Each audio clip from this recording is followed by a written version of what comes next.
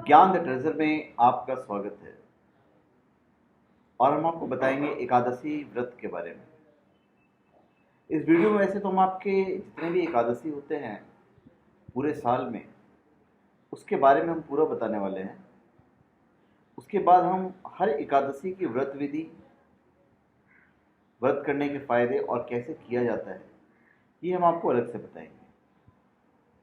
अभी हर साल 24 और कभी कभी 26 एकादशी होता है। कैसे होता है वो सब आपकी जानकारी देने वाले हैं। और एकादशी करने की जो एक नॉर्मल विधि होती है, वो विधि मैं इस वीडियो में आपको बताऊंगा। बाकी हर एकादशी की जो विधि है वो मैं आपको अलग तरीके से बताऊंगा। तो सबसे पहले तो एकादशी के ऊपर हम आते हैं। हमारे सनातन धर्म में, या यूं कह लीजिए कि हमारे हिंदू धर्म में, एकादशी का व्रत का अपना एक महत्वपूर्ण स्थान है। प्रत्येक वर्ष 24 एकादशियां होती हैं। जब अधिक मास या मलमास आता है तब ये 26 हो जाती है। हम आपको 26 एकादशियों के नाम बताने वाले हैं। वो किस मास में आता है और किस पक्ष में आता है, ये हम आपको बताने वाले हैं। और एकादशी करने की जो विधि है वो इन जनरल हम आपको बताने वाले हैं। तो चलिए, सबसे पहले हम आपको एकादशी के बारे में बता देते हैं कि एकादशी कितने होते हैं, कौन से महीने में होते हैं और कौन से पक्ष में। तो चलिए, सबसे पहले हम आपको बताते हैं कि कामदा एकादशी। कामदा एकादशी एक बहुत बड़ी एकादशी होती है।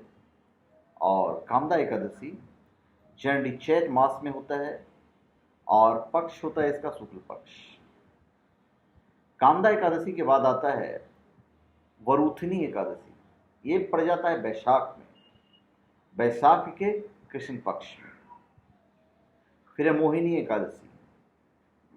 मोहिनी एकादशी भी वैशाख में पड़ता है, पर यह शुक्ल पक्ष में पड़ता है, क्योंकि जब भी एकादशी पड़ेगी एक शुक्ल पक्ष में होता है, एक कृष्ण पक्ष में होता है। तो हम पूरे लाइन से आपको बता रहे हैं। फिर है अपरा एकादशी। ये पड़ेगा ज्येष्ठ में, कृष्ण पक्ष में।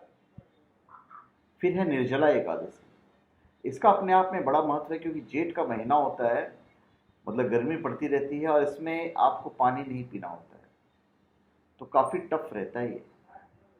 तो निर्जला एकादशी पड़ता है ज्येष्ठ में और शुक्ल पक्ष।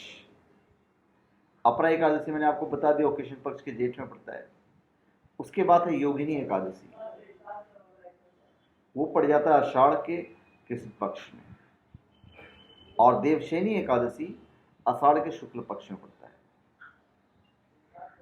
अब पुनः श्रावण आता है और श्रावण में फिर 2 एकादशी पड़ता है। तो श्रावण के कृष्ण पक्ष में पड़ता है कामिका एकादशी और श्रावण के शुक्ल पक्ष में पड़ता है पुत्रदा एकादशी।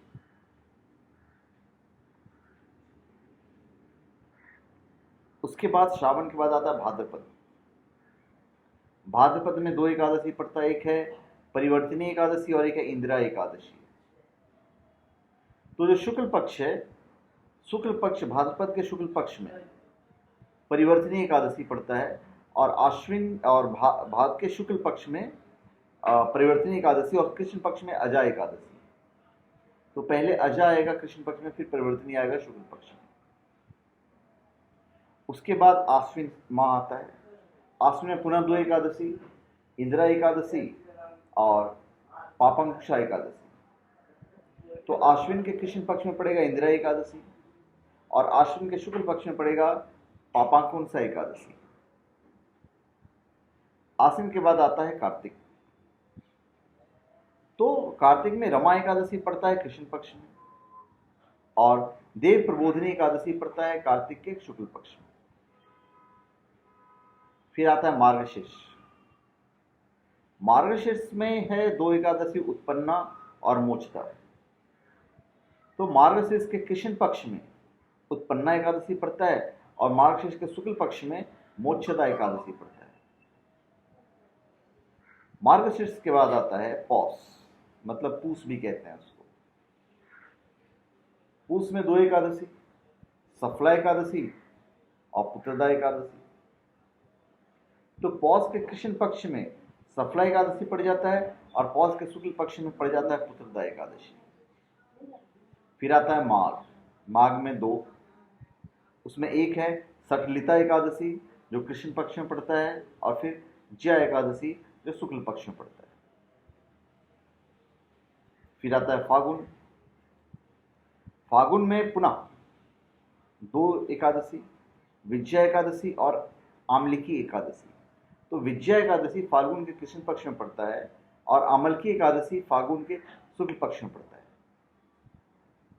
फिर है चैत, चैत में पाप मोचनी एकादशी, ये पड़ता है कृष्ण पक्ष में। फिर अधिक मास में 2 पड़ जाता है जिसको मलमास वगैरह कहते हैं। तो अधिक मास के जो शुक्ल पक्ष होता है, मलमास का जो शुक्ल पक्ष होता है, उसमें पद्मिनी एकादशी है और कृष्ण पक्ष में पड़ता है परमा एकादशी। ये हमने आपको पूरे 26 के 26 एकादशी के बारे में बता दिया। अब वर्ष वर्ष की जो एकादशियां उसकी जो विधि है करने की, वो भी हम आपको बता देते हैं। ये मैं जनरल बता रहा हूँ, थोड़ा सा ही 19-20 इधर उधर होता है सारे एकादशियों में, मैं आपको विधि बता देता हूँ। एकादशी व्रत करने की इच्छा रखने वाले मनुष्य को 10वीं के दिन से कुछ अनिवार्य नियमों का पालन करना पड़ता है। इस दिन मांस, प्याज, मसूर की दाल, ये सारी चीज़ों को खाना वर्जित है, इनका सेवन नहीं करना है। रात्रि को पूर्ण ब्रह्मचर्य का पालन करना चाहिए और भोग और विलास से दूर रहना चाहिए। एकादशी के दिन प्रातः लकड़ी का दातुन भी नहीं करना है। नींबू, जामुन या आम के पत्ते को लेकर चबा लें और उंगली से कंठ साफ कर लें। हम इतना ही बता रहे हैं कि वृक्ष से पत्ता तोड़ना भी वर्जित है एकादशी में। आपको जो इस्तेमाल करना है वह गिरा हुआ पत्ता लेकर सेवन करना है। यदि यह संभव नहीं हुआ तो फिर आप पानी से 12 बार कुल्ला कर लीजिए। फिर स्नान आदि करके मंदिर में जाकर गीता का पाठ कीजिए या पुरोहित जी से गीता पाठ का श्रवण कीजिए। फिर बहुत लोग संस्कृत वगैरह नहीं पढ़ पाते हैं तो आप पंडित को बुला के उसका कथा वगैरह सुन सकते हैं।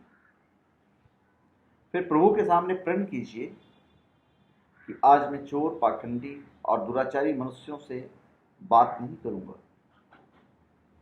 और न ही किसी का दिल दुखाऊंगा।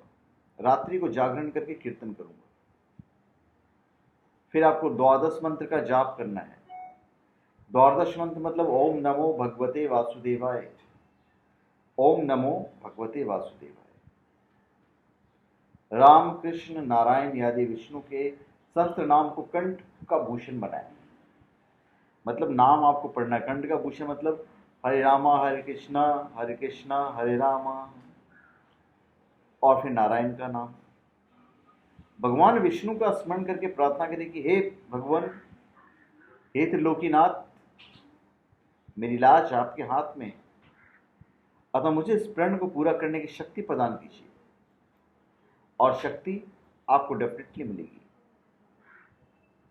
यदि भूलवश किसी निंदक से बात कर भी ली तो भगवान सूर्य नारायण के दर्शन करके धूप दीप से श्री हरि की पूजा करके उनसे क्षमा मांग लीजिए।